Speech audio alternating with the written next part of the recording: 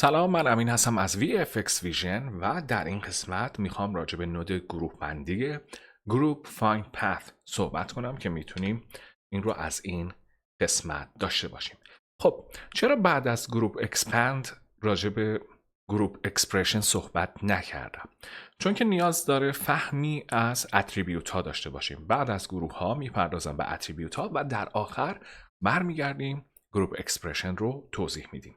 خب از این قسمت میتونم گروپ فایند پث رو انتخاب کنم، بیارمش و باهاش کار کنیم.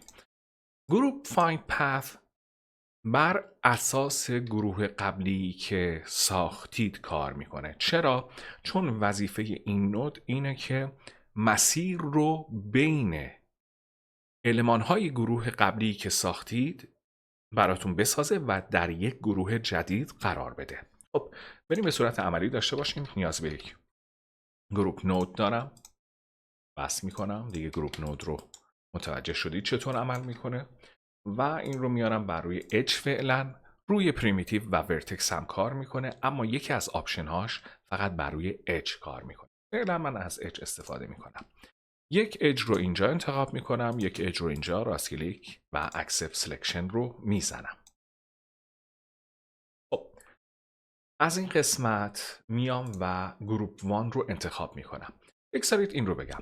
اولین آپشن گروپ نیم نام گروه جدیدی رو، یعنی مسیر رو میسازه و نام به این مسیر جدید نامی رو میده که میتونیم از این نام و از این گروه در واقع استفاده کنیم و یک عملی رو انجام بدیم. توی مثال الان از یک ترانسفورم ساده استفاده میکنم. خب به عنوان مثال میگذارم خود path یا my path به معنای مسیر من، گروه گروپ 1 رو از اینجا انتخاب میکنم و میبینید بین اون دو المان گروه قبلی مسیرش رو برای ما، کوتاه‌ترین مسیر رو البته برای ما ساخت و نام گذاشتشون در اون یک گروه جدید به نام my path و میتونیم این گروه جدید رو به عنوان مثال از یک نود ترانسفورم ساده استفاده کنیم و my path رو انتخاب کنیم و فقط اون اج ها رو به بالا بیاریم. خب یک چیزی رو هم اضافه کنم.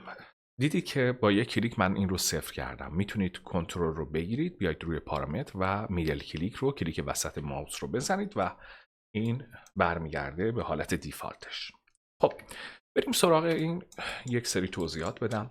اولا که این بر روی پریمیتیو و ورتکس هم کار میکنه. این رو میسپارم به خودتون که تست کنید و ببینید که چه کاری رو انجام میده. گروپ تایپ هم guess from group، یعنی حدس بزن از این گروهی که داشتیم و بر روی اون عمل کن. این رو نمیخواد تغییری بدید چون که به صورت اتوماتیک تشخیص میده. توی path اینجا path type هست، یعنی اینکه نوع مسیرمون، که آپشن اول نوشته path through each base group element in order، میگه که از هر کدوم از اینا رد شو به ترتیب، یعنی مسیری رو که برای من میسازی به ترتیب باشه، به ترتیب انتخاب اون گروه. بریم مثالش رو براتون بزنم. من یک مقدار این رو C/C میکنم که بیشتر داشته باشیم و میگم که به عنوان مثال این رو اول انتخاب کردم، ببینید این رو دوم، سوم، چهارم، پنجم و ششم. این رو مد نظر داشته باشید. 1 2 3 4 5 6 و ببینید چون که گفته به ترتیب لاین رو، مسیر رو به ترتیب انتخاب این گروه قبلی انجام بده، نوعش اینه، path تایپ ما به ترتیب میاد و لاین رو برای ما میسازه. خب نوع دوم هست loops or ring starting from elements in base group. ببینید هر کدوم از اونها رو اج هاشو یک لوپ میسازه یا اینکه رینگ میسازه. path between a start and end pair in base group. من اگر این رو بگذارم میاد پیر به معنای جفتی هست. هر دو انتخاب ما رو یک مسیر میگذاره و میره دو انتخاب بعدیمون رو که دیدید یک مسیر و دو انتخاب آخر رو یک مسیر دیگه.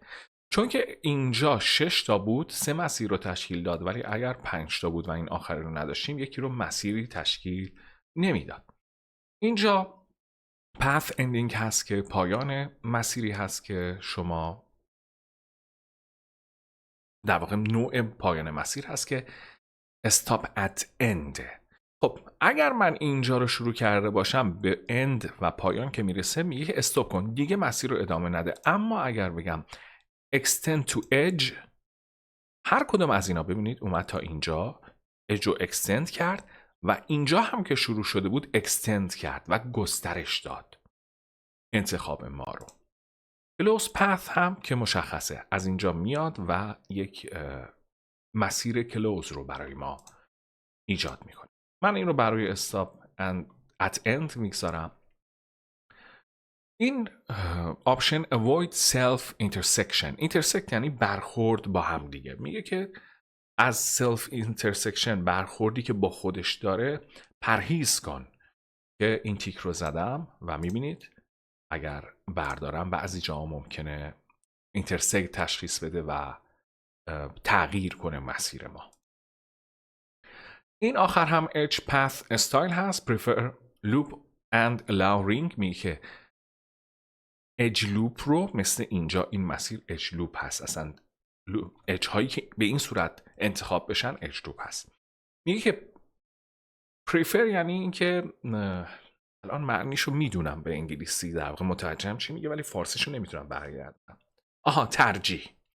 prefer میگه که لوپ رو، همچین انتخابی رو ترجیح میدم، اما اگر شد اجازه رینگ هم میدم. اینجا میگیم که نه، فورس اجبار میکنیم که اج لوپ باشه انتخابمون که همینه. اما اگر بگیم فورس اج رینگ، میبینید هر کدومو به صورت اج رینگ انتخاب میکنه. این هم از این کانسترینت هم داره که بر اساس یووی کار میکنه که این رو من تا حالا استفاده نکردم، میخواستم توضیح بدم که بدونید این نود به چه صورت کار میکنه. خب این هم از این ویدیو. میریم برای ویدیوی بعدی.